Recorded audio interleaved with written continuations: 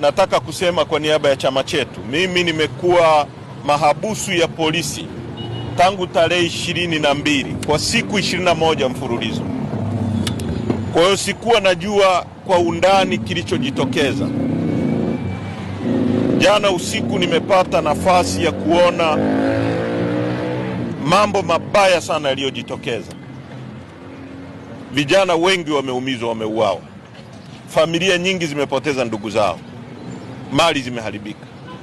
Kwa niaba ya chama chetu nataka kutoa pole kubwa sana kwa Watanzania wote waliopoteza ndugu zao, waliopoteza mali, hasa waliopoteza ndugu zao. Kwa hiyo kwa niaba ya chama chetu tunatoa pole. La pili,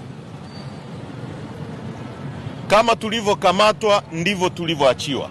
Hakuna mazungumzo yoyote tuliyofanya na mtu yoyote. Nataka hili liwe very clear kwenye public, kwa sababu watu wasilete propaganda kwamba tumeachiwa kwa makubaliano fulani. Hatuna makubaliano tuliyoachiwa nayo. Bado sisi ni watu tunaamini ni innocent, na tunataka watu wengine wote wanaoshikiliwa kinyume cha